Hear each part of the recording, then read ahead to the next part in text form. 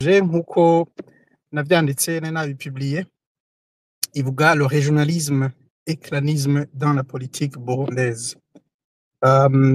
Nivyo hanini uyu munsi tuzogerageza kuganirako mu kiganiro abaza gushobora kuduga muje kuduga.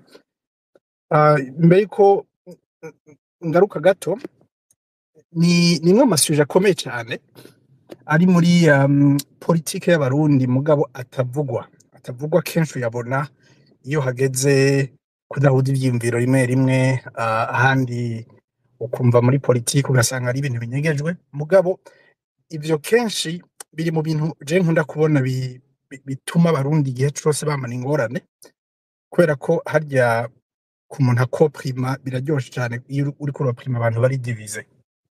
Mugabo ikiganiro c'uyu munsi kuza kuba hanini kurabira hamwe ibi bibazo, hanyuma ariko hanini tugere n'ahantu twiyumvira uburyo ibi bibazo bishobora gukemurwa, haba ahantu abarundi bahurira, ariko na cane cane twige kumvirizanya, kuko ikibazo abantu bakunda kugira nuko habaho rimwe rimwe kutumvirizanya. Munkundire rero mumpe akanya gato hama ncagaruka twinjira mu kiganiro tukije imuzi, turabe neza ibi bibazo tubirabe hirya n'ino hama dusangire ivyiyumviro. Murakoze. Okay, murakoze. Kimwe mu bintu agomba kuvuga nuko regionalisme, clanisme n'ibindi vyinshi bisa nk'ivyo ni kimwe mu bibazo ubwa mbere na mbere n'abarundi badahuriza, kuko ari ikibazo cigeze kubaho canke cabayeho muri politiki. Ariko rimwe rimwe iyo wumvise abantu, iyo bavuga, iyo bandika ibitabo, urabonamwo abantu basa nk'abidoga, twovyita kwidogera ibintu bishobora kuba bitabanezereje muri kahise swat k'ubuzima bwabo. Mu Burundi kenshi tumenyera ibibazo vy'amoko hagati y'abahutu n'abatutsi, ivyo biravugwa kenshi, turafise na politike yakozwe kubera ivyo. Mugabo bimwe mu bibazo bitavugwa ariko igihe cose bisa nk'ibivugirwa mu ntamatama ariko bishobora kuba vyararanze politike n'uyu munsi bikiranga politike, ni ibibazo vy'akarere abantu bavamwo, vy'imiryango. Ico mpamvu ndabaproposa nuko dusubira inyuma gato muri kahise kugira ngo jewe ndabereka ukuntu ndabibona niyo mbona imizi y'ibibazo ishobora kubiva. Mugabo tubanze gato tuganirire fe zihari uyu munsi zerekana bimwe muri ivyo bibazo. Premièrement, hari abantu bavuga bati mbega mu vy'ukuri harigeze kubaho regionalisme muri politike canke yoba ihari? Duhere ku ntwari hari uyu munsi, urumva abantu bakubwira ngo muri CNDD-FDD ngo nta muntu avimbo ashobora gutwara igihugu. Sinzi ko kudatogwa kwa Pascal Nyabenda muri 2020 kugira ngo represente umugambwe uri ku butegetsi bifite aho vyari bihuriye. Mugabo bimwe mu bivugwa nuko abantu bashobora kuba bibujumbura, kera bavuga ngo nta muntu abibujumbura yatwara Burundi, bo turazogereza kuraba igituma. Mugabo en general baravuga yuko abantu ngo bava mu kiyaya c'imbo cane cane mu ntara zimwe zimwe, Bubanza, Cibitoke, igituma hari ukuntu mengo barikekwa. Biva kuki? Mugabo imbere yaho gato duhura n'ibindi bibazo bikomeye cyane, nk'intwaro zatanguye imbere yaho. Barakubwira ngo iya de conflit ngo hagati ngo y'abanyabururi ngo n'abandi bantu, kenshi bavuga ngo conflit bururi Muramvya canke bururi Jenda. Muri make mugabo aduga gatoya kure ukumva barakubwira ngo hariyo conflit ngo ziri hagati ngo y'Abahima n'Abanyaruguru. Ibi ni bibazo bitavugwa, mugabo hari imwe rimwe uza wumva abantu bakubwiye ngo no mu gisoda ngo cari gisoda ngo kiri regionaliste ngo kiva ngo mu ntara zimwe zimwe, bahita ngo bururi Makamba, à l'époque zari n'intara imwe. Hakabaho n'abandi babona kumengo igituma wanashaka abantu bamwe batinya no kubivuga, kubera ko mu Burundi turafise umuco wo kutavuga, umuco ivyo twita kugira ibanga. Rimwe rimwe ni vyiza, mugabo rimwe rimwe hari igihe bitugora gukemura ingorane, tukaza kumenya ingorane zageze ahantu hagoye. Rimwe rimwe ugasanga ibibazo byamaze kuba birebire ku buryo abantu baba batagisubira inyuma. Mu makiryo mwamwe abantu benshi bamenyereye barankuhaje abantu kuvuga ibibabaje umuntu, ukabiserura ukabishikiriza, ukavuga ibikubabaje, kandi abandi bakavyumviriza ntibabijije, bakagerageza gutahura la logique ivyo uriko uravuga. Rimwe rimwe birafasha societe kugerageza kuraba ivyo bibazo byose abantu bidogera. Mbega aho bari gukumirwa bijanye n'amoko, bari gukumirwa bijanye n'uko umuntu asa canke iyo umuntu ava. Ivyo bibazo iyo abantu bataretse ngo abantu babivuge, abantu bibaza yuko abarundi barafise bon je nayita faiblesse niko ndabitahura, ukutavuga ibibazo ku barundi babifata ko ari ubuhizi, babifata ko ari ubugabo, ko ari ukwigumizamwo ibibazo bikugoye ukabikontena ukabigumana. Rimwe rimwe ngira ni vyiza, ntawogenda aravuga ibimubabaje vyose.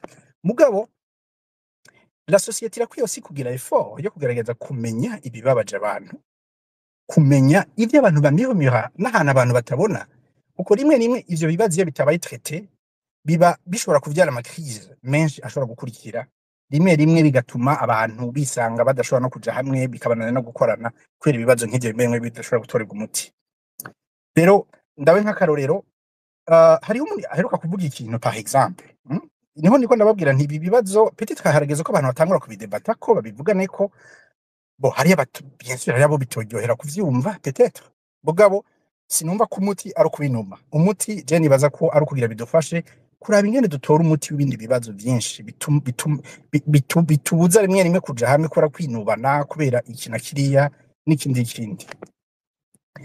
Nk'akarorero, kimwe mu bibazo vyavuzwe kuva kera cane nuko d'ailleurs yaravyanditse la fois passée mu gitabo ciwe Joseph Rugigana, bon cyateye polemique cane. Bon ego la façon yabivuzemwo peut-être ngira niyo abantu bashobora kudakunda kubera ko mbega mu kubivuga hariho ukuntu umenga igitabo coba caratonyotoye ivyo. Je simbona ikibazo wanashaka muko ashobora kugushikiriza akavuga ati mu gisoda twari turimo kera cari gisoda kirimwo abantu benshi bava mu ntara imwe. Sinabonye namaze kubivuga ivyo, hari n'abandi bamaze kubivuga.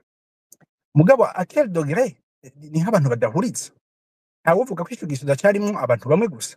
Bon peut-être hiérarchie y'igisoda rwego hejuru ngira ho hari concentre abantu bava mu ntara imwe.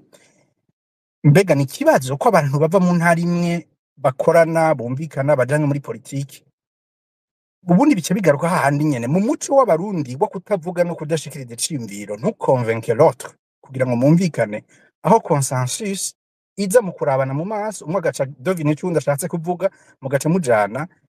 Twisanga dufise une société idakomunika, idapartage ivyiyumviro, abantu bataja hamwe ngo badebate biyumvire bagerageze gusangira ama opinion. Ugaca usanga rero abantu birabagora cane ko bashobora gutwuba abantu bababera abakompanyo mu vyiyumviro no mu vyo bashobora kuba bariko baraharanira, bikaca biborohera ufite n'ubunebwe mu buryo bw'ivyiyumviro, mu buryo bwo gukomunika, abantu bagaca bumva ko vyoroshe. Reka ntore wa wundi twakuranye, wa wundi tumvikana, wa wundi tubiziranyemo kuva kera, wa wundi atahura ibintu uko ndavyumva, wa wundi abona ibintu uko ndabibona.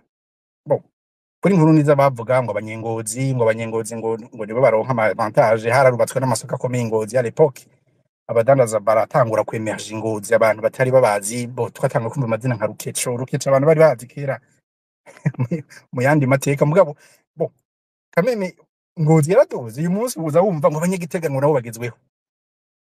Ukibaza uti none ni kweri iki muri politiki abantu batwara cyane cyane igihugu bategura ama politika ibihugu bigira ko cyane cyane ibihugu vy'iwacu bisanga baguye muri uwo mutego rimwe rimwe disons wa regionalisme canke ivyo vy'imiryango. Mugabo imbere yuko tugaruka ngaho, reka nsubire inyuma gatoya tugerageze kuraba bimwe muri ibi bibazo ahantu bishobora kuba biva. Jewe ahantu hambere nsitiwa ikibazo cico bise ngo abahima ngo n'abanyaruguru, bo sivubure je simbona ko hari n'ikibazo c'abahima n'abanyaruguru. Je vois beaucoup plus ikibazo wanashaka umuco no kwita abahima na monarchie y'abarundi, kubera ibi bibazo dufise rimwe rimwe nk'abarundi ni ibibazo biva kure cane, bifise imizi dans des siècles nyinshi zaheze. Alors aha nje ndaza kuba amaversion abiri mfise, urumva singomba guprena parti, ndazibaha, vous allez juger vous-même. Umwe mu bantu nigeze kuganira nawe naramubajije nti iki kibazo bavuga bon umugenzi disons ashobora ko yidentifier muri ayo famille mwita abahima. Entre temps abahima n'abatutsi ko bamwe babivuga c'est presque la même chose, ni question gusa y'ururimi. Bon aho kera nuko bo bavuga ngo abarundi ngo mukuza bo bariko barakurikira l'histoire ya peuplement du Burundi, ya indi twigisha twabwirwa n'abazungu ko hari abasanga butaka bitwa abatwa mu Burundi ribo batanguye, hakurikira ngo abahutu, ngo hakurikira abatutsi. Wowe ukuntu bivuga regaca kugira ngo vague ya mbere y'abatutsi baje ngo n'abatutsi ngo bitwa ngo abanyaruguru, ngo kubera ngo baje bavuye ruguru, ngo nord du pays, ngo nord du Burundi. Okay ti munyuma ngo abanyaruguru mukuza ngo bakaza baje bafise inka, ngo inka zitari nyinshi, donc inka zishobora kuba zigereranye mugabo atari nyinshi cyane. Ubwa kabiri ngo hakurikira ngo abahima. Mu bahima ngo bo baza bafise inka nyinshi cyane ngo mugabo birabagora kumvikana n'umwami kubera ko umwami yagomba kuboblija yuko bayoboka ingoma y'u Burundi. Mugabo bakavuga bati burya umwami y'u Burundi we nutwe duka twonyene ufise uraraba neza ibintu n'ibyo bitandukanye. Hari n'igihe wosanga ahubwo ari twukwiye kuyoboka. Bo ntibumvikana, bo bahita bagerageza kuja muri sud pays bagira umubano utameze neza ku buryo abantu bose batumvikanye n'umwami bahungiriye hepfo kubera ko yari considéré comme région rebelle. Niko yabimbwiye. Aho ngira muca mumva kameme ico dukora muri histoire ya muri version ya mbere hariho diversité, hariho adversité hagati y'abo bantu bita bahima donc na royaume, kutumvikana ingene bamwe baza kuyoboka umwami n'ibiki. Iyo ni version ya mbere. Mugabo la version ya kabiri niyo jewe mbona ko iri un peu novuga nti ifise légitimité gato. Ni version ivuga ko ikibazo c'abahima mu Burundi, gituma bavuga abahima, murabizi ko mu ngoma y'u Burundi hari ikibazo ivyo no kwita abantu bavuga ngo abahutu ngo barakumiriwe imyaka myinshi. Bo historiquement muri kasi ku Burundi nta nuwo bavuga ko ariko vyabaye, ahubwo burya abantu bovuga ko bakumiriwe ya mon avis bovuga ko ari abahima. Mugabo le conflit hera hehe? Urabizi ko byari biburijwe ko umwami arongora mu muryango canke mu miryango y'abahima. Ntibavuga igituma hariho n'indi miryango y'abarundi itemerewe kurongora mu miryango y'abahima. Iyo ni kibazo rero gishobora kuba kitaranahera neza. Mugabo je hari abantu nzi bashobora kuba ivyo bitega ihari y'amafamiye kame mubona yuko abantu amakouple bashobora kuba bari de côté. Ikibazo ahantu ngo cabereye nuko ntare ahashobora kuba ari ntare rucasi ko n'ikibazo ca kera cane, yoba yaragiye gusaba umugeni mu miryango imwe y'imiryango yoba yariciyeho abahima, donc no miryango abahima bashobora kuba barimo. Mu nyuma kubera intambara yakora n'ukuntu bamubona ko ari umugeni yashobora guconquérir ama territoire yabo, umugeni ngo bamurungika avec mission yo guca yica umwami. Mu nyuma mu ngoma y'u Burundi barabimenya, baravuga bati burya umugore mushasha umwami aheruka kuzana afise mission yo gushobora kugandagura umwami w'u Burundi. Nuko mu nyuma rero ngo umwami yaciye atera iyo ngoma yindi, hanyuma arabanyaga. Oya ntiyabanyaze, ndaza kuvuga igituma ngo atabanyaze, ngo yarabateye hama ataranexa une partie y'ubwami bwabo abwishirako. Donc onye two turavuga ubwami bwari beaucoup plus cyane au sud du pays. Kurabizi izi za Bugesera za Kumoso izi zaje mu nyuma cyane gose kuri ntare rugamba, donc c'était avant. Mu nyuma havuga itegeko yuko kubera iyo trahison ibaye, umwami w'u Burundi atazigera na rimwe agira ubucuti n'imiryango y'abahima, kuko batinya ko umugore boya bavuye muri uwo muryango yoza akagaragaza kwica umwami ngo mu nyuma akagarukana ingoma y'abahima muri ca gice gisiga gifiswe n'ubwami bw'u Burundi. Aho rero mu Burundi ukuntu kera bavyizera, harya inka mu muco w'ikirundi bayifata nk'ikimenyetso c'ubucuti, ko iyo umuntu mukundanye, umuntu muhimbawe, harya kenshi iyo mu Burundi umuntu akugabiye inka ni ikintu gikomeye cyane. Urabona ko n'ubu ku bukwe cyane mu mariage abantu baracagaba inka. Mu mico imwe ho hariho ahantu hamwe usanga banakubitsa inka. Mugabo ikintu abarundi bumvikana ko nuko umuntu haye inka aba ari umuntu w'umugenzi, ni sinya y'ubucuti ko abaye umwe nawe abaye umuryango abaye umwe, donc muhejeje kunga ubucuti. Rero iyo umwami ngo igihe umwami yanexa iyo kote yariko abahima, vyari bibujijwe ko umwami abanyaga inka. Premièrement ngo hariho deux raisons. Raison ya mbere ngo nuko atashobora kwakira inka zabo ngo zije mu nka ziwe, kuko inka zabo zovangana n'iz'umwami hanyuma bakaba bavyaye ubucuti. Ica kabiri, aho rero ngira niho hari ubwenge bw'abantu ba kera ingene batwara, ngo niho bagaragaza kurikiza wa mugani uvuga ngo utsinzwe ntibatsindaho, kuko hajya naho utsinda umuntu kirazira kumwimisaganirizo. Umwimisaganirizo ubutumye yirevolte kuko nta kundi bari bugira. Mu nyuma nuko rero babanye, kubera ko hari imiryango, aho nahereye cyane kuvuga imiryango y'abahima, sinababwiye cyane imiryango y'abitwa abanyaruguru yo ingene yahuye n'ubwami bw'u Burundi, donc ingoma ya Ntare. nuko premièrement bavuga yuko Ntare yoba yarigeze guhungira muri ico bise Nyaruguru Nord. Nyaruguru Nord ni ça englobe une partie gatoya y'ubwami bise ubwami bwa Bungwe n'ubwami bwa Karama n'andi mami akunda insiguro umushinga nahe Zenoni Cenza akunda kuvyita ntakunda romo ubwami akunda romo ingoma. Abona ko bisi ico bisigura cane gose gusumba romo ubwami mugabo nuko nyahu iyo bita Nyaruguru Nord yarimwo Bungwe yarimwo Karama n'izindi hanyuma baragwanye intambara ikomeye cyane n'ubwami bw'u Rwanda ico gihe bwariko baragerageza kugira expansion intambara ishobora kuba yaramaze imyaka myinshi cyane donc ishobora kuba yaramaze hafi imyaka amajana nka 250 hanyuma ngo Ntare yoba yaragize ikibazo gatoya ahantu yari kararererwa Ibuha mu nyuma bamuhungishiriza muri bumwe muri ubwo bwami bwari Nyaruguru mu nyuma igihe Ntare Rushatsi rero yaba umwami hama ubwami bwa Karama bwa Benengwe n'ubundi donc ubwami bwari muri iyo hejuru yitwa Nyaruguru bwose dari uhabwa izina abanyaruguru mu baba barasabye Ntare Rushatsi yuko biyunga nawe kugira bashobore gukonsolida ubwami bwabo bashobore kuresista ku bwami bwari bubangamiye ubwami bwo mu Rwanda urumva rero bari Nyaruguru cyane cyane ubwami yashobora kuba metiza gatoya n'ubwami ngira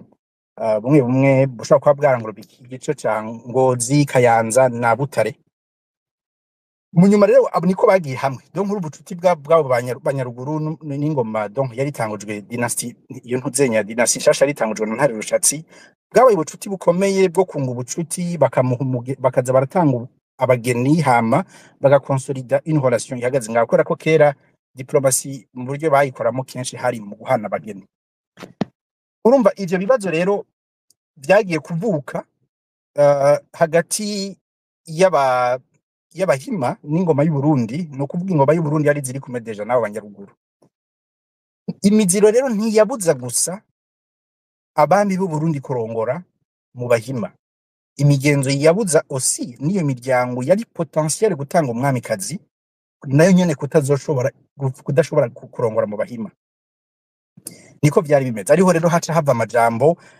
atari meza ucubona atangura gukira ingorane ukumva ngo abahima ngo batera umukoshi hari n'umuryango umwe wo numvise bavuga ngo akurabe igikomere ngo ntigikira mugabo ugiye kuraba ivyo bintu bavuga ufite babivuga kugira badekuhaje abantu kuzopfa na rimwe bashoboye gucudika no kunga ubucuti niyo miryango bon igihe rero hageze à l'époque ya independance mwarabyumvise mu kiganiro giheruka yarigeze kwivuga gato ya Mutama Pierre Claver Mbonimpa ariko aravuga ngo yarabajije iwabo ngo bamubariye ngo igituma Micombero yakubise coup d'etat ngo ni kubera ngo yagiye ngo nyaba binjiye ku bantu basinavyibuka neza ngo baca baramusohora ngo kubera ngo nta muhima yari yemerewe ngo kuza ku kirimba urumva ko yari conflit ndende ku buryo c'était pas seulement ivyo byonyene hari n'undi muryango witwa umuryango w'abahirwa hari umutipe ngaho yitwa Umuhirwa nibaza ko ari umuryango avamo ngani baskata yuri bo umuryango w'abahirwa murabizi ko wari ufite n'ikindi kibazo kubera ko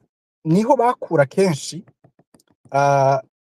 bakura umuhungu n'umukobwa batanga kwikimazi mu gihe baba bariko umwami mushasha yimye bariko baragerageza kugira imigenzi imwe bakura nk'umuhungu n'umukobwa bakabashira ahantu inka zikabaca ko zishotse zigiye kunywa amazi urumva bakazikabaca ko ngira ngo no gupfa bagapfa babifata gutyo sinze ko hari urwanko sinze co byari bisigura bo mugabo kameme n'ibintu bimwe bimwe abantu bishobora kuba byarabababaza mugabo ikintu kimwe kizwi nuko hajya inka mu Burundi yari nka monnaie donc niyo bakoresha mu kuriha ibintu ugomba kugura ikintu kw'isoko wareshanje inka yabo akagura ikindi ariko umwami iyo agomba kugushimira kubera watamvye neza wavugije inanga neza wagize ibiki neza yakugabira mu kuguhemba yatanga inka ariko c'était aussi iyo monnaie nyene yakoreshwa iyo hageze nko kwegeranya amatax urumva nk'umwami agomba kuja gutera bagomba kwegeranya bizoja gukora ibigwanisho n'ibiki watanga inka bakaguha ubutare bwo gukora amacumu bwo gukora imiheto bwo gukora ibiki byose umwami aussi yegeranya ikori antende y'inka urumva abanyagihugu baravuga bati genda utora inka hajya na hariya zinizi muzani bwami zishobore kuriha ibi nibi urumva inka yari nka tax kimwe mu bintu particularité yari ihari nuko ngo mu miryango y'abahima umwami ntiyahatora inka ntibatanga ikori ica kabiri umwami yahanyaga donc ntibanyagwa kubera ko toujours ya concept inka zabo ntizovangana n'iz'umwami kuko baba bunze ubucuti kandi ubucuti burabujijwe ntibukenewe. Urumva ni ibintu birebire. Bon, ivyo rero bishobora kuba vyarabaye ikibazo kirekire. Murabizi à l'époque ntuze dutanguye kwegereza hafi colonisation, abazungu ivure kameme kuraba ahantu hari ama loopholes, hari amafaye mu migenderanire y'umwami n'abandi bantu bari hafi yawe. Urabizi ingorane ya mbere yatanguye hagati y'abatare n'abezi. Abazungu bagomba ko c'est beaucoup plus abatare barongowe cane n'abahungu ba baranyanka bagomba yuko aribo bazopetete basubirira abezi. Murabizi le conflit zabaye abezi n'abatare byateye ingorane nyinshi cyane. Mugabo heureusement numvise ko ubu bariko baragerageza kubiregla, ni vyiza, ngira ngo bazogerageza guha astuce abandi barundi kugira ngo bagerageze gutora ibindi bibazo nk'ivyo vyo kutumvikana no kwigizanyayo. Nuko rero apahama Micombero yagiye kwiroturuva mu byagiye biraba. Aho rero turasengera ama evenement menshi yabaye 1960. Tugarutse kuri abolition ya monarchie, donc 1966.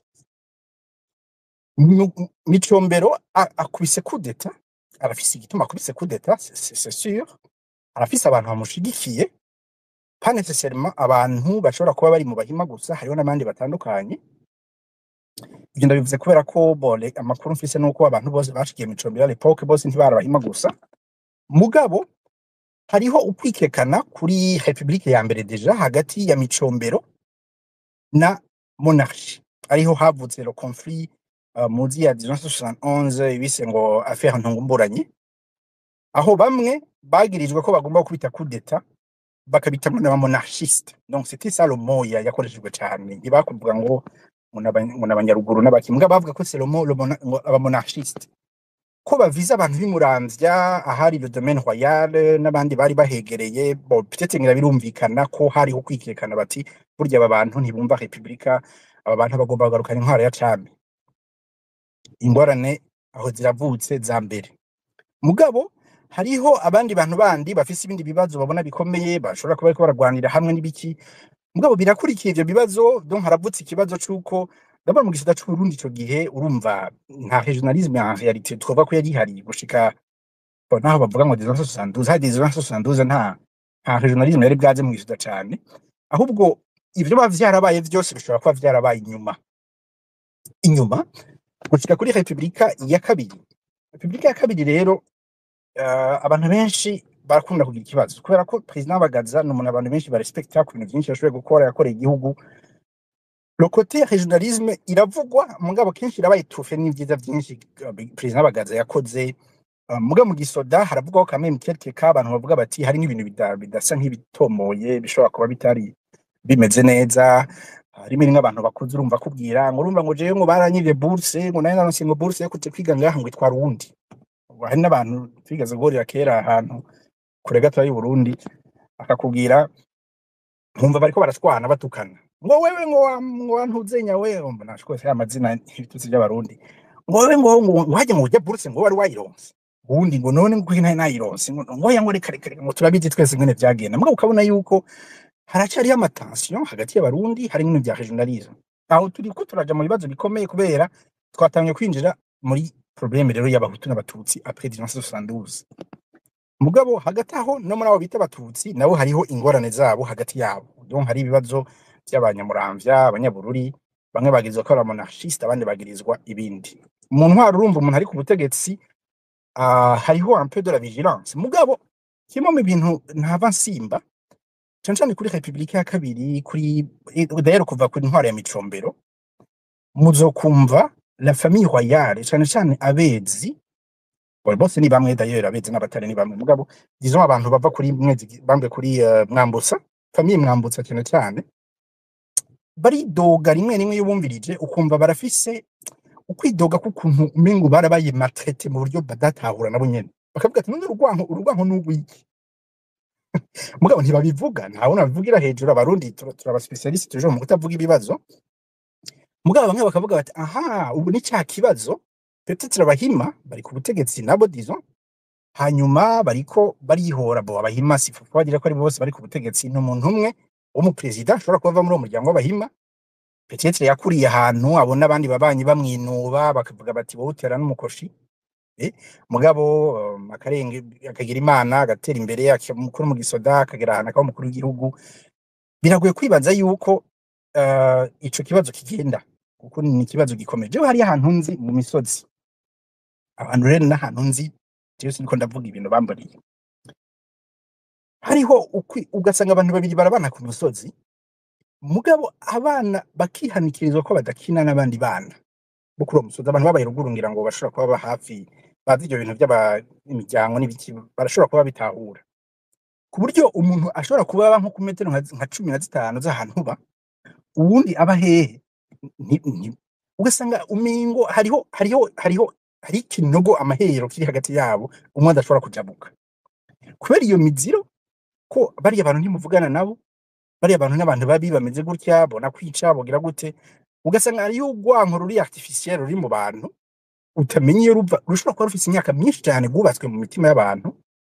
Mwibaze rero, Bagaza yaragize nk'ikintu bise ngo ubugeregwa n'ubugurire, babita ubugurire, nibukaromo cyane ubugeregwa, nuko à l'époque ngo hari abantu benshi baba barihotuye batagira, kuko kera byari ibintu bisanzwe, umuntu yarashobora kugira ibyago, inka ziyo zigakubitwa n'inkuba, canke agatera uruzuba ahantu aba, canke akabera bayikinebwe ntarime, hama akicwa n'inzara, vyamye ivyo ni ibintu biba ahantu hose birasanzwe, hama akaca aja kurondera amaramuko, akagenda ahandi akavuga ati, canke bakamunyaga, vyose urumva birashoboka, bakamwomora nk'umutware w'ahantu aba, akavuga ati wewe uri gito ntushobotse, vira mu ntara, akomoka nk'akarorero akaja nko mu yindi ntara. Byari ibintu bisanzwe, warashobora gusanga abantu bose amakote yose, ugasanga umuntu avaha mu muryango uyu akimuka akagenda kurondera ubusuhukiro ahandi mu yindi region, hama abarundi banya n'abantu beza kandi barasa amatongo manini, agashika akavuga ati bite, ati ni Saulo kwanda, ati ndo kwanaka, ati wewe uva mu muryango uyu, ati n'uyu, akubwira ati okay, uko biri kose ntugira iyo uja, akaza akamusaba, akamugerageza, akamwiga, akamuraba, abonye ari umuntu mwiza, akaraba ahantu amara ati reka mbe ndaguha ahantu burarima, abonye n'umuntu ameze neza akavuga ati okay, ndaguhaye iki gite cose kirabici wawe, urarima uvyare utere imbere umererwe neza. Kenshi rero y'abahima hari igihe baraguha huba, mugabo ntibakwemerera ubucuti bushika ngo mubane, muhana abageni, muhana inka, mugire gute, akaguha ahantu kabaho, mugabo abandi rimwe rimwe hari igihe baba imiryango bagafatana bakinjiranamo bakagira gute. Donc si ibintu ushobora gusanga bitandukanye cyane, gusanga hari nk'abantu ashobora kwisanga mu ntara imwe, ugasanga ava nko mu muryango umwe wari wanswe, hanyuma ugasanga n'abana n'abandi bantu baramwinuba, kandi kw'ishure je nibuka ahantu ababwira usanga abana batona nko kw'ishure rimwe, ugasanga bariga hamwe, ugasanga barabana, ugasanga mugabo ugasanga ntibavugana, barabizinanyemo ko yuko atakuvugana n'abo bantu ntibabunana. Iyo rero ni ingorane abarundi bamenye kera, ibintu vyo kwankana utashobora no gutahura n'igituma umwana akavukira muri ivyo bintu, agakura ari umwana ari écarté, yaranswe, yaragize gute, donc c'était normal. Rero gusanga umwana nk'uyu yakuriye muri ayo makondisiyo, umunsi umwe aciye avuga ati, abwira nk'umuvyeyi ati mbega data ko numva abandi baje ibwami bagiye gushengera, bagiye kuraba ibiberayo, twe ko tutagenda, saka mubarira ati burya mwana ubona twe turabahima, ntitwemerewe gushika hariya, canke peut-être naho twogenda ugenda mu ma circonstances baba bagutumyemo kubera amamoma mwamwe nyene baba bahisemo. Rero ko umuntu nk'uyu wisanga ari ku butegetsi, hama cette fois-ci agaca agomba kwivanja kuri la famille royale, sinumva ngo biratahuritse, mugabo sinumva ngo biratangaje. Urumva ni ikibazo gikomeye, gishobora kuba gifise imizi miremire cyane muri kahise k'abarundi. Rero urumva wanse ukanka la monarchie, urankana n'imiryango yose iri proche ya monarchie, n'abandi bose wibaza ko bashobora kuba sympathiser la monarchie. Uko il faut le dire, Micombero yakoze ikintu abantu bose batigeze bimagina mu mutwe wabo, gukura umwami cyari ikintu ngumva bakubwira yuko ngo n'abantu bari muri gouvernement ya Micombero bwa mbere ngo batashi wabo, ngo umuvyeyi ngo yaramubarira ati we ko mwana ngo aho ngo bakabavuma batashe. Urumva uri muri gouvernement mashasha, umuvyeyi ntiyaryoherwa yuko usigaye uri ministre, yavuga ati uri gipfu wakuye umwami. Urumva ntibavyumva. Hariyo anecdote umushinga nawe zano nicaye nzigeze kuvuga, ariko arabwira ico gihe yaravuye kwiga mengo Lovanium, hanyuma umuvyeyi we aramubaza ati mbega mwana hariya ahantu uja kwiga hatwara umwami yitwa gute? Umva l'époque turi muri Congo Belge, hanyuma ndicaye nzi abwira umuvyeyi we ati ati hariya hantu jewe niga nta mwami abayo. Umuvyeyi ati ijuru rirakorotse, ati wewe atariko abantu mwize muri bijuju urashobora kugenda ukarara ahantu hatagira umwami ukaryama ugasinzira ukumvura amahoro? Kuko abantu ba kera ntibumva ko kubaho utagira umwami bishoboka, kuko umwami ça représente ibintu vyinshi. Hari ijambo bavuga ngo ganza sabwa. Umwami nivyo yategereza kuganza, urumva baramwemera bakamara bati yari nka contrat social, bakamara ati wowe uzoganza umugabo nawe uzosabwa. Ivyo bamusaba rero nibiki?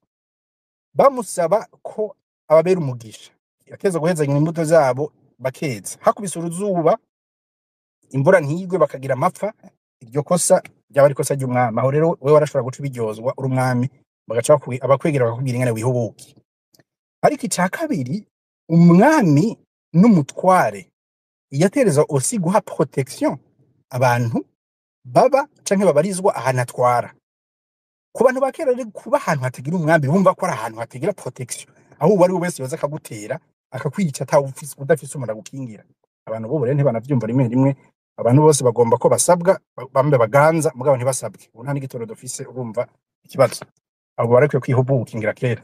Bo uko biri kose ibibazo rero vyabaye ibibazo birebire, abantu bagira inzigo, bagira ukwankana. Entre temps tuko turavuga ibibazo vyabo kugira ngo bahima ngo abanyaruguru ngo la monarchie abatare abezi, mugabo iyo aussi les problèmes hagati y'abitwa ngo bari proche y'umwami abanyakarama n'abenengwe, avec l'affaire ya maconco n'ibindi nandi mabifu maremare avec la reine riri ku mutima. À gauche à droite hateza ko hari amakonflit, urumva c'est pas ibintu bitangaje cane. Ubu c'est même pas un cas irisore y'amakonflit yari ahari kera hagati y'imiryango, hagati y'abavukana, hagati y'abantu, hagati y'abarundi muri rusange. Uyu munsi rero ikindi kibazo ngomba kuvuga ni iki kibazo dufise nka muri CNDD-FDD. Iki rero ndaza kugisitiwa ahantu ha kabiri.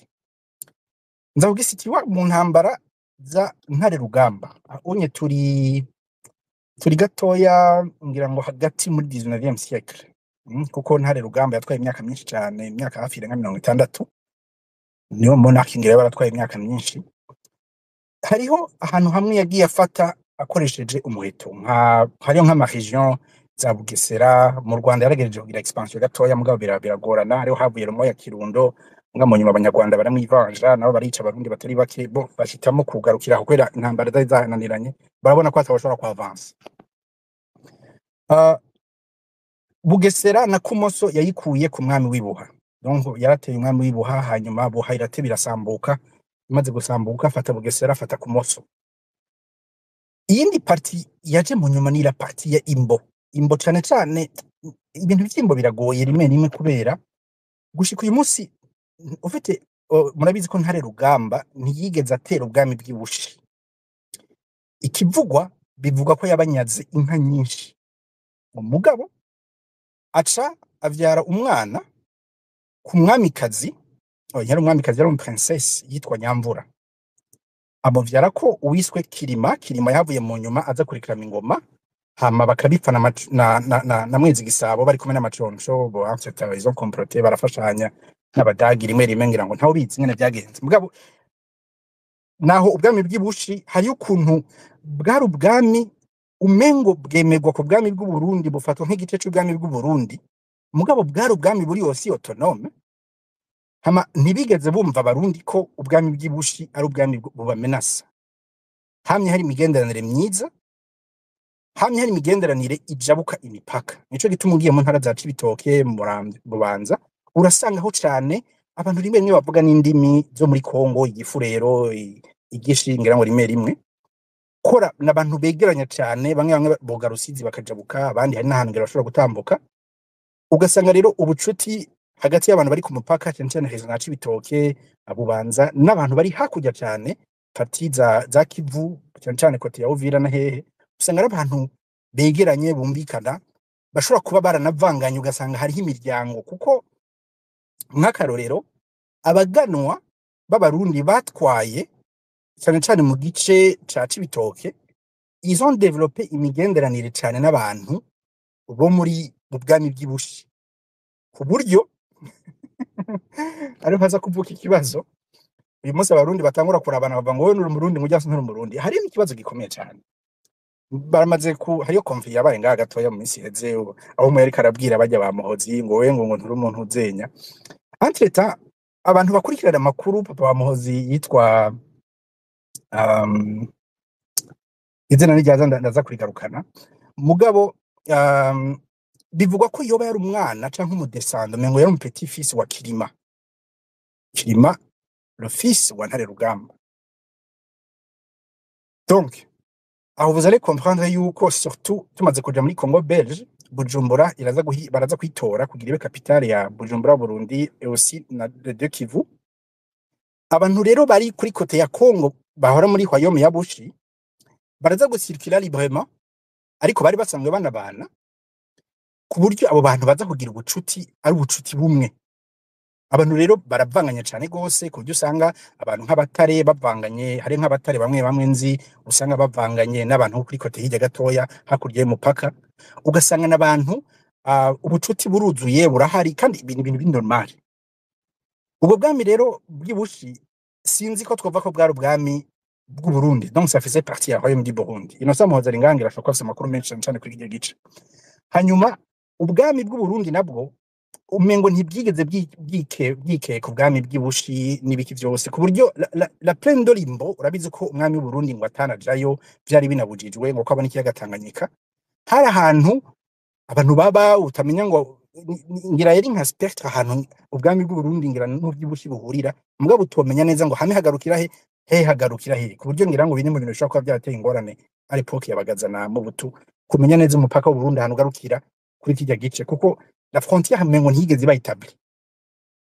Hanyuma mugabe ibibazo bikurikira rero mu regime yakurikiye cyane kuri Bagaza, haravugwa cyane abantu babona ko bakorewe akarenganyo, harabambuye ibintu byabo, bamwe bidoga ko batswa ama propriété yabo, ugasanga cyane nayo bavuga ati abantu muri la famille royale harabayeho ibintu byo kwankana, ukabona ko mengo barakora igihohoterwa rirenze urugero kundi. Sinzi ko kwari ukwikeka juste la monarchie kwihava igaruka canke hoba hariho les conflits zirezire cyane abitwa ko bombara abahima baba bari bafitanye na monarchie. Mwe ibintu byose biraza kugenga politique y'u Burundi. Hama murabizi Republique ya mbere ya kabiri ya gatatu haraza hose kuvuka abantu nk'abo bashima kuvyita ngo c'est un système mbwa ntawe uvuga neza so système yariyo, mugabo yari système nyene iri hari babona kameme ko hari un système iri établi ifise ukuntu ibona ibintu, ifise ukuntu igomba ko ibintu bigenda, ku buryo ubona bamwe bakubwira ngo urumva ngo bamwe ngo baraririwe amabourse ngo ntibaronse ngo imyanya yari ikwiriye muri gouvernement, ugasanga kumengo barumva kumengo hariho discrimination.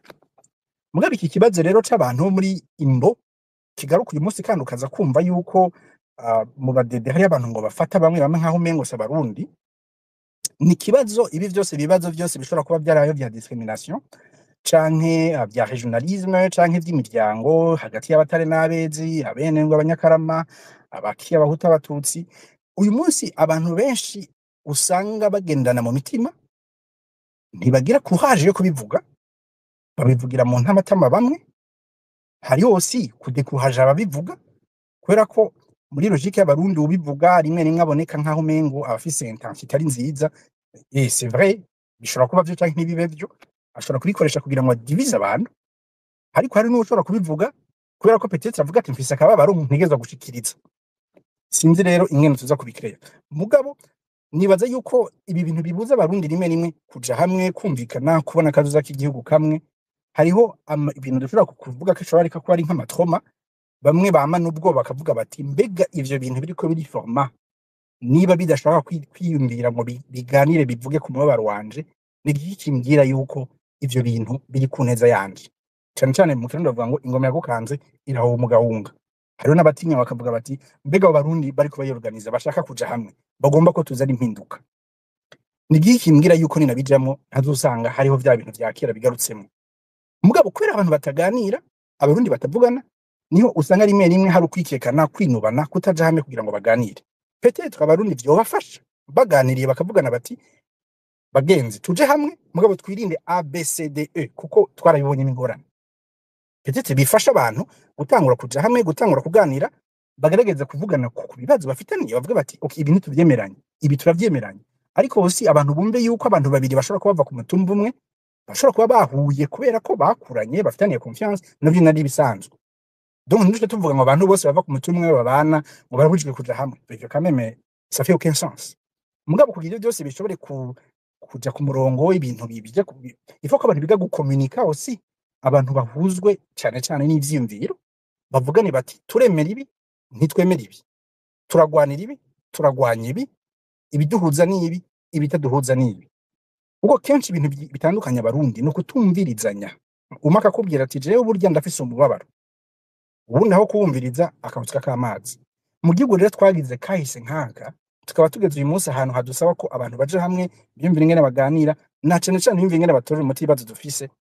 Abantu bateza rimwe rimwe kwicara kugira bagerageze kugira iyo courage yo kuraba iyo passé ishobora kuba itanezere bamwe, bakumvirizanya. Mugabo n'abandi bafise umubabaro bakumva yuko il faut aussi kugira iyo intention yo kuza kuganira dans l'objectif yo kubaka, yo gushikiriza umubabaro mu kugira turondere un avenir positif. Ivuga iti twirinde ibi twirinde ibi twirinde ibi twirinde ibi na biriya, hama turondere ako kazoza gahiteka gaho umurundi wese ikibanza, kuko ivyiyumviro bihuza abantu benshi ntibishobora kuba ivyiyumviro bibangamira abantu, biteza ko ari ivyiyumviro biha ikibanza abantu. Umuntu agakurikira iciyumviro kubera ko vy'ukuri ico ciyumviro acemera, hama abandi bakagerageza kuraba ingene bava muri ubwo butandukana n'ibindi vyose bishobora kuba bidabafasha kugira baje hamwe. Bo nivyo rero nari nagombye kuvuga muri iyi sujet y'uyu munsi. Ntabwo mbujije kuvuga ivyamubabaje, murahawe ikaze muze kubitubwira, kuko nibaza yuko ni ibibazo nabonye bikunda kuvyuka rimwe nk'abantu bagashamirana, rimwe rimwe bibuza abantu kuja hamwe. Hariho anecdote numvise dari n'umuntu yabivuze rafa passé, rero navuze nti turakeneye kwiganira. Utangiye kumva bakubwira ngo murumva ngo muri Tabara ngo aparama ngo abantu barongoye Tabara hejuru ngo ntiberekwa ngo umuntu wese ngo va muri sud pays, umva hari kibazo. Mugabo ukumva ngo ya de mouvement aussi zitwe za Forebu ngo FPB nazo hawuzi, mugabo ukumva ngo rimwe rimwe ngo ziririye n'abandi bantu ngo bashobora kuba bava ahantu hamwe. Rero urumva hari kibazo. Abarundi il faut ko tangura guhera ivyo bintu. Niba tugomba un mouvement iri solide, que ce soit un mouvement politique n'ibindi byose bijana navyo, itezo ko ari mouvement iyumvira neza abarundi bose muri rusange, ihagaze ku vyimviro apana kuri ubwo buntu bwa kera butandukanya abantu.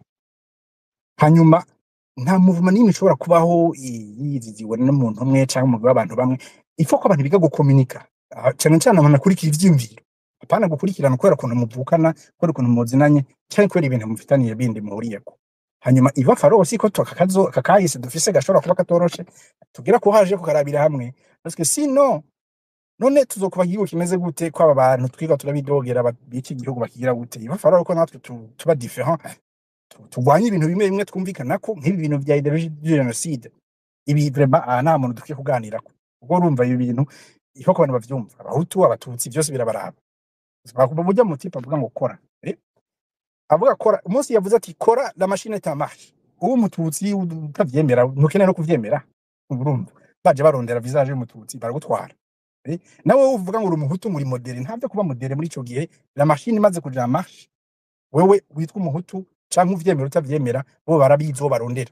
Mu Rwanda ho manavuga ni bari bafite Imana bagirana karanga muntu zanditse ko. Mu Burundi c'est pas ça.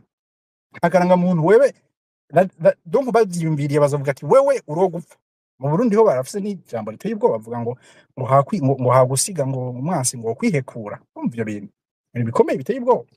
No muri ico gihe n'ibintu byo kugwanya ivyo ntavyo kuvuga ngo ibiki. Ico giteza kuba clair. La politique ngene tuyumvira ngene tuyishaka, hari ibintu bimwe teza guhurizako. Mugabo hari n'ibindi bintu bindi birenze ivyo, des conflits du passé, ibintu byinshi bishobora kuba byaratandukanije abantu bateza basi kugira courage yo kuraba bakaganirako, ariko dans l'objectif yo gutora umuti. Hanyuma abantu bakagerageza basi kumva yuko iyo abantu bariko baraja hamwe bateza basi guprivileger ibibahuza navyo ni ivyiyumviro. Muri ico gihe ubufise icyimviro ciza ntibadoca bamushira kure kandi gishobora guhuza abantu ngo kubera ngo ava ibururi. Ubufise icyimviro ciza ntadotegeza inyuma kubera ngo ari umwana ngo wande. Ivyo byose teza kubyumvikanako. Mugabo uko niko abantu baje hamwe niko abubaka abantu baje hamwe bakiyumvira. Ikindi kibazo gikomeye umva turavuga ngo de mouvement armé. Hano ibintu mu Burundi biterera ubwoba. Tangiye kumva ngo ni imigambwe hajya rimwe nimwe ngo yubakwa ara base y'imiryango. Kumva ngo uyu mugambwe ngo yara base ngo abanyakarama. Hari umuntu yabimbwiye ndumirwa misi yeze umuntu atafise ubumenyi bukomeye cyane muri politiki. none finalma Burundi baragwaye gauche à droite ni gute umugambwe ushobora kubaka abazi y'umuryango mu Rwanda arafa pasa bavuze ibintu byo by'abakondo perezida wabo yababwiye ati ebana hagarika shira hariya kuko abantu barabitahura utangiye kuzana utuntu nk'utwo abantu bahurije mu kantu kamwe ngo twebwe ngo tura mu Burundi biri même legitime ngo ari amasosiyasiyo y'abanyakarama ngo y'abaki bakaja hamwe urumva haba hari ikibazo ifo ko abantu biga kubaka iyo identité nationale y'igihugu parce que umuryango ntugira mécanisme n'imwe zo kudefanda ikintu gishobora kudefanda abantu ba mu gihugu ni igihugu donc ifo ko abantu batangura kuja muri ivyo vyimviro byo kumva ingene badefanda ivyimviro binini biri au niveau y'igihugu bon nabuze umwanya munini nico nagomba kubabwira bari hano mufata amajambo muze tuganire ni ibintu bitoroshe kuvuga ko mu kugerageza gushikiriza ikicimviro nashize ko ya foto yantuze nyara bete kubera ahantu abantu benshi bakora bagatinya kuvuga mugabo ni vyiza yuko abantu bamenya ivyo bagwanya bamenya ivyo banka bamenya ivyo baharanira bamenya ivyo barondera hanyuma niba kahise katabaye keza abantu bashobora kuja hamwe bakabiganira ko ibitagenze neza abantu bakabidebatako bakagereza gutora umuti mugabo tukaja mu murongo wubaka ndabona umushinga nari nosampozi yaduze rekana mu ijambo karibu murakoze cyane Kazana murakoze mwese muri hano nukuri nayibagiye iyi suje kandi narayibonye nkabona ko iri interessant sinija mu space kuko umwanya abantu bamaze mu space urateye ubwoba hariho n'ibindi bintu byinshi umuntu aba ariko arakora mugabo ntaco burya dukangwa n'ubusa cyane icambere ibintu by'imipaka zamuribuka ko imipaka yazanywe n'abazungu avant le partage de Berlin iyi mipaka nta yariho ntiyari imeze uko umupaka wasa n'ugizwe n'abantu bafise iyo affinité bemera umwami umwe central cyangwa umwami dans le coin dans la région bavuga indimi zimwe bafise iyo bahurira ko byinshi donc nico gituma usanga imipaka y'Uburundi hari abarundi bari muri Congo bavuga ikirundi hari abanyarwanda bitwa ko Congo yabasanze aho sibo bagiye muri Congo ibyo nuko turabyibuka kuko ni fondamental biratuma uno munsi dutakara kubera turezona en fonction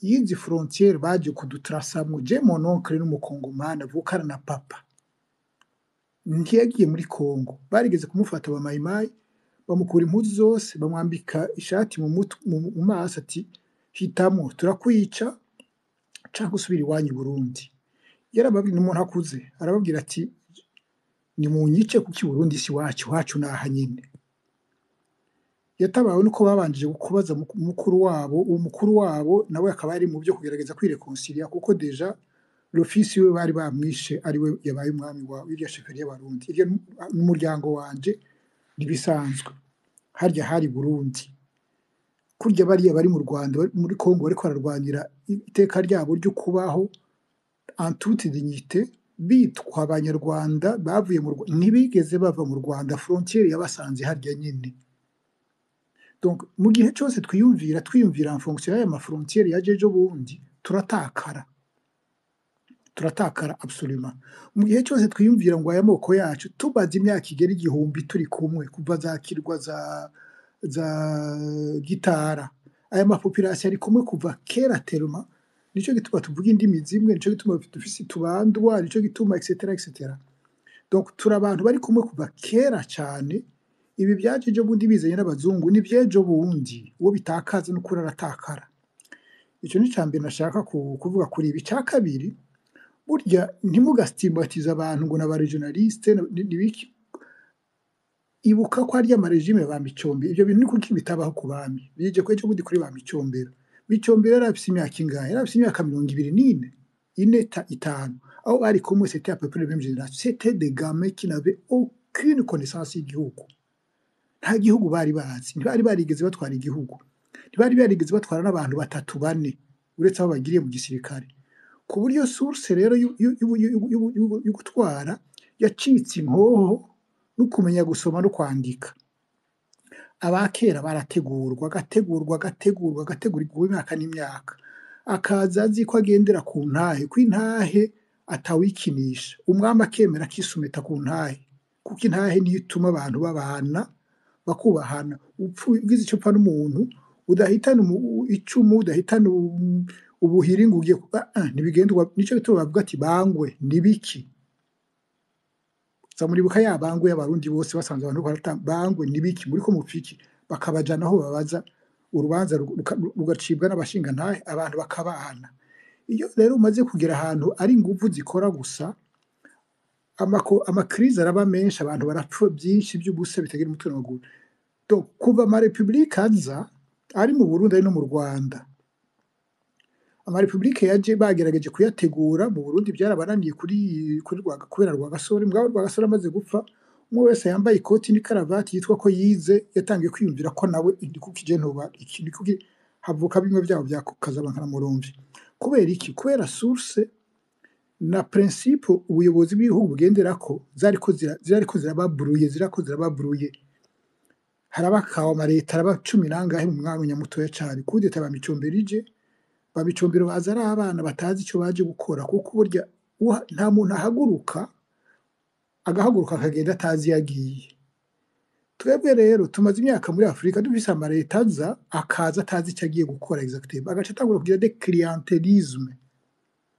clientelisme regional abi wacu umuryango w'iwacu abari bo ndisure ko batazonkubita kudeta batazongirira nabi kuko turi umuryango umwe uvuye ku bwoko kuja ku ntara uva ku ntara ukaja mu muryango na malogike y'abantu batagira un projet national baba abanyabururi arya amagroupe y'Ibururi yatwaye ubuyobozi iyo baba n'abahandi baje bari kugira birya nyene iyo baba abanyengozi babigira kurya clientelisme y'abanyengozi iyo baba abanyaruyigi bagira clientelisme nkazirya iyo baba abanyembo biwacu bari kugira nkuko mu gihe baje badafise programme national une ambition nationale une vision nationale kuvuga ati abarundi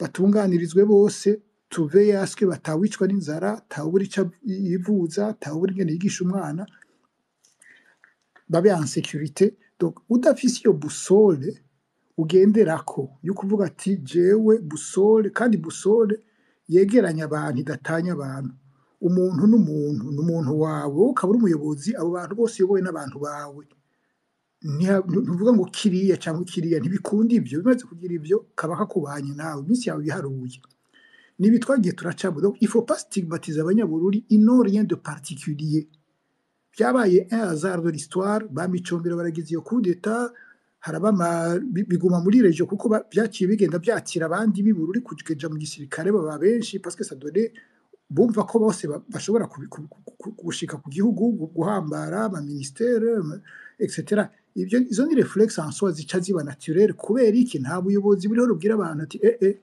dukora iby'igihugu ntidukora iby'umuryango ntidukora iby'intara donc abantu ntimuga no seulement nta utinya kubivuga nta gitangaje kirimo nta gitangaza kirimo nta kigoye kirimo nukutagira vision y'igihugu nukutabufise busoro ugenderako kuvuga ati nko mu gihugu cyacu intahe ni primordial sécurité ya bose ni primordial guteza imbere bose ni primordial ndiko ndavuga par rapport y'ubu hanyuma ikindi naco gice kiza niki ibyatubaye ko nibiki tubyumve kumwe ndashaka kuha akarero kanshikiye muri 88 muzobibona mu gitabo kiriko kiraza 88 intega amarangari baye hari mu masirkwi atari make y'abatutsi bavuga ngo bahutu benshi basubiye kwiga ngo harageze ko tugira nka 72 kugira turonke imyaka 10 de tranquillité ndamaze kubivuga dans votre space je n'umukorego umwe wo mu Joseph Bitamba benshi muramuzi umurealisateur twavuga tuti ibyo muvuga nibiki mwica abantu juste parce que bize bakorege bamwe muri sud bakatubwira ati mwe ntabyo muvuze ati jewe nari umwana muri 72 iyo ni umudamu yabimbwira ati twari twishije mu ishamba nari ngwaye asuma ati ngakorora bakuru banje bakaja kunzibiza kugira ntibamenye aho twishije ngo batwice ati rero mwe mwakuriye mu muji ntimuzi ibyo muvuga iyo tuko turavuga ibi ndumva ko argument ibyo yumvira birafise aho biva mugabo wundi mukorege nawe w'umutukazi akavuga ati reka shareka mu ntabyo muvuze turazi ko muri 72 papa bamutwaye twasubira kumubona ati kugira ngo turire twarugara tukarira mu nzu umuntu yadodora tukihanagura vuba kugira ntibabone ko twarize turirira umumenja je nkabona izo realite zibiri ziri kumwe kise donne le dos atawuzi iby'uwundi umwe wese azi ko ari we yababaye kurusha uwundi donc ibyo byose iyo igihugu kitagira ubuyobozi bushira abantu hamwe ibibazo biriho bikabishyira ku meza ati turafise iki kibazo tukivugane aho simvuze iby'iwanje nagiye kuri liste yabo kwica kubera ndiko ndavuga nti ibyo muri ko muravuga n'ibiki. Donc ibintu burya nta fetishisme irimwo, nta bantu si ukuvuga ngo ni babi en particulier abo bagiye baratwara, nuko batari bafise une vision d'ensemble, batari préparé, babiguyemo bagwa mu bintu bibarengeye batabizi, ntibanemere ko bibarengeye ngo bahanuze, kuko arafise inkoho, arazi gusoma no kwandika, donc yabaye important etc. Buribuka la fameuse expression ngo urazi ico ndico, ça veut dire ko udashobora gusigura ibyo uriko urakora ngo bigirereze umuntu abyumva, uriko uramukangisha ico urico. Donc hatarazamo rero n'ibi bindi byariho, kuko hariho le génocide ya 59 yabaye mu Rwanda, imyaka n'imyaka abantu babanye na hantise yo kuvuga ati bazoba batumara etc. Ibyo byose birimeranja bigacrea ama système agoye kumva, mugabo ugiye urasubiza kimwe kimwe à sa place urabyumva, nta gitangaza kirimwo. Hariho abantu benshi batakoze ikibi kubera ashaka gukora ikibi, bibaza ngo bariko baragira neza, mugabo basanga ibyo bariko barakora bivuyemo catastrophe zindi. Abo buriwo ntawo bavuga bo ibisigo ntazi iyo byazananye. Tugomba gukora ibishoboka byose tukabikura ku gihugu cacu c'abarundi bose kugira tuje twaba abantu. Je namavuga ni ko u Rwanda rwavuye mu kuzimu kutagira izina, kuravayo kuraba igihugu gishemeye, twese twamviya. Twebwe kujya kuzimu ntako twashitsemo, ntituragushikamo, haraho bugerageza kudushiramo. Ngo kujya kuzimu u Rwanda rwavuyemo, twe ntabwo twashitsemo, donc turafise amatu menshi cyane ku buryo bitotugora, nkuko byagoye abanyarwanda l'effort bagize sur eux-mêmes malgré ce qu'ils avaient enduré, kugira ubuyobozi buregeranya abantu ntibutanya abantu. Utanguye gutanya abantu kaba kakubanye, abantu barasanzara nyene. Donc ibi bya regionalisme n'ibiki ntitubigire ibintu fétichiste, birafise igituma byarabaye. Si spécialité kuvuga ngo n'abanyabururi mu Rwanda hariyo bakayibanda bari contre bari abandi bo muri sud, abantu batagira projet nuko bigenda, uzana ubwoko, ukazana imiryango, ukazana ama region, ukazana imiryango etc. Abandi bagira ama religion etc. Donc ntiyabe mystification quelconque. Ababo muri ntuze uwo bari kwaragira une organisation, ari umugambwe, ari une organisation yitwa kushaka kubohora igihugu, akabyubakira kuri ibyo byiyumviro, ni échec garanti, ntazoshika. Aba bitwa ko muri forebu bayigeze kubaho, ndabazi cyane, je les ai côtoyés, mugabo si byo bagendera kuko ndazi benshi batari muri iyo ntuze. Mais aussi chaque groupe humain hama prédomina plus ou moins abantu, ushobora kuba prédomina ba Bujumbura, abanyamugi, prédomina ariko l'important kuko ibintu byama bitangurwa n'abantu bazinanye bari proche, bashobora kugirana confiance, mais il faut absolument ne pas s'enfermer mu bintu nk'ibyo, kuko ubwo n'uburozi murateba mugasambuka, murakomeretsa n'abandi. Murantu ngashobora kuba navuze byinshi, mugabo vraiment ntitwihende mu kwanaliza ibyo bintu. Murakoze. Oya ntiwavuze byinshi, ahubwo mwakoze kuba mwaduze. Nibaza ko mwe mwabonye byinshi, nibaza ko nimwanadukundira, ahubwo mwadufasha kugira ngo muduhe ibyiyumviro byanyu uko muvyimvira, ngira byofasha n'abandi guheraho kumbure baronka umuco canke baheraho kuvyo mwashoboye kwishura bikabafasha. Umushinga nawe Muhozi, mwebwe ibi bintu mwarabonye uruhande rw'ibintu bw'ivyabaye rutari ruto. Hariho c'est vrai namwe mwavuze ko d'une manière ou d'une autre mushobora kuba mwarabaye victime, kandi abantu bamwe birabagora gukontena ububabare bakuye muri ivyo bintu. Simvuze ngo ngiye kugereranya umubabaro wanyu n'uwo wabo bandi, peut-être bashobora kuva ko babaye victime. Mugabo ni gute wewe wofasha umuntu agomba kugaragaza umubabaro wiwe, mugabo wohanura gute kandi iyo muntu afise umubabaro wiwe kugaragaza, mugabo si akaguma ari positif, disons akaguma agerageza kuguma abona la logique no kuguma iyo pragmatisme. Mwebwe mbona mwashe ku develop avec le temps, mwashe kwiga izo regime mukabona les compétences zari zifise, les structures za leta zari zihari imbere, hamwe n'ibindi byinshi bishobora kuba byarahitanye umuntu yabaye victime. Disons umwana yabuze papa watwaye muri 72, ashobora kuba yaranabeshewe, canke yarabaye umuntu yakoze icyaha, mu umwana ashobora kutabitahura, canke umuntu wundi iyo baravuye muri region imwe ashobora kuba kumbure ataronse bourse yo kujya kwiga muri Amerika kubera ko kumbure atoshobora kuva atava muri iyo ntara ikaronka uwundi. Abo bantu mwebwe n'igiki mubabwira uyu munsi en face y'ivyo bikomere bafise no kugira ngo bashobore kuraba kazoza?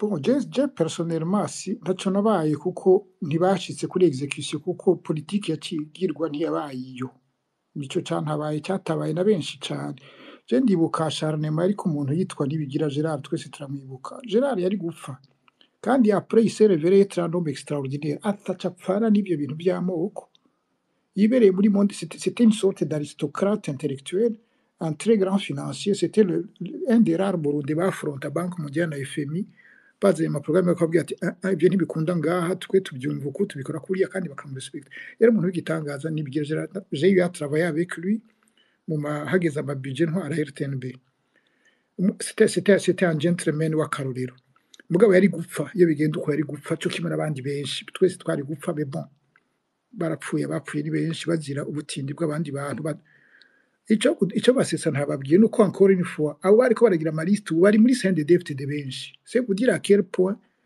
c'est aussi une caractéristique de lâcheté ibiri mu bantu abo bigira abatutsi b'ibitangaza ukaba extremiste kabiki ubu bose n'abadede je nama ndiko ditwengera ndeba abantu bamwe bariko baraturenza urwamo ngo bariko baragira amaliste yabo kwica ngo n'abatari fiable c'est classique kenshi haba harimo lâcheté niniya cane umuntu agendana n'ubwoba no kwite babonye umenga harabaye kawo umenga ibi biraza gupredomina agatanga imbere abandi ibyo tubireke ntaco erega niyo wakomeretse niyo wagiriwe nabi ikibazo uba ufise ni iki nanje nkomeretse uwundi duhere muri ibi canke turondere nyene tubivamo twese dukire kuko abagiye ntubukibagarura ico ushobora kugira conyene urashobora kuvuga ati abantu bazize iki naka yazize iki none naka yari yabikoze canke ntabyo yari yakoze naka yazize iki uwaguye mu ntambara yaguye mu ntambara ibyo birumvikana intambara n'intambara mugabo umuntu yagiye agakurwa imuhira akicwa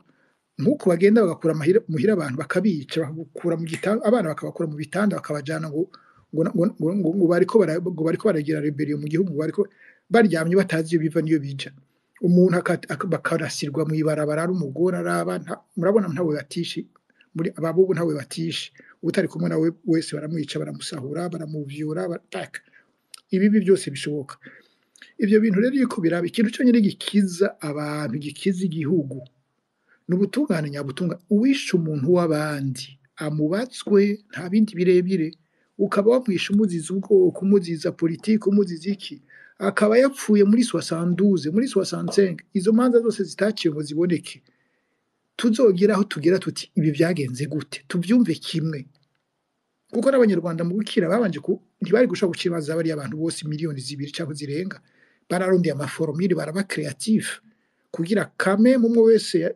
yagirizwa aca imbere y'abantu bamubone umuntu ntagende ngo atera imbere agatuza yibabure yigira igitangaza yaramaze abantu babandi yarakoze ibi bidashoboka minimum basace bugufi ahuye n'abandi bantu ntabe abo witwa ko yabaye reference donc urukushire ibintu kubishira imbere y'inta umuntu akumva erega hariho mu kirundi muri bukiyo wa mugari bavuga ngo wihora inshuti ukamara umuryango ugiye kwihora erega turahera nta usigara kuko usanga abantu bafise ibyo bahurira igihugu kirahera iyo gifise ubuyobozi nyabuyobozi rero ntujya muri ibyo kugira ngo twihore oya uramenya ati urashira ibintu aho ahabona ati aba bantu bazize iki ninde yishiye umuntu ko uyu muntu atiyahuye ko uyu muntu atiyishe ninde yamwishe yapfuye muri circonstances zimeze gute bikaba clair ku bantu bose iyo habaye amacrime de masse nkarya yiwacu biraba ngombwa ko haba moment iyo urashaka kubaka igihugu ugomba gucreer des espaces abantu bumva ibintu kumwe aho twatangura kugira ry'amatemonyage tugira muri Renaissance ça fait quelques années depuis d'ailleurs 2010 tutarabi Burundi naho kubera iki kubera hari ibibazo ndavuga nti none ibintu abantu tuzobyumva gute tuzobyumva kimwe gute niho nahitamo havuga nti reka umwe wese azarakonta histoire vécue yiwe ntagire analyse politique oya wabuze nde wamubuze muri circonstances zimeze gute eske warabonye le reste ntazo wabonye etc nk'aba bandi bose batebuye akavuga ati je narapfuye baranyishe ndapfa sinapfa ntabarwa n'uwundi tudasanga iboko etc en fait izo processus ziratuma abantu bateba bakavuga ati kumbe sijeje nyine nashikiwe n'ibidashoboka nagira ibitagirirwa umwana w'umuntu nuriya narinzi ko bari bose arabansi nawe niko byagenze nuriya niko byagenze donc umuntu akuguruka mu mutwe akabona kibazo ko kirengeye des questions individuelles cyangwa strictement de ce qu'il appelle sa communauté en fait ikibazo cyafrapye bose iyo ni etape ya mbere mugabo ntibikunda ata buyobozi buriho bupoza ivyo bintu bikavuga bati qu'est-ce qui nous est arrivé byagenze gute qui est responsable de quoi encore une fois wishe umuntu w'abandi amubazwe ntibikunda ko waduka kumwe bavuga ati umwana si uw'umwe umwana n'uw'u Burundi n'umuntu n'uw'u Burundi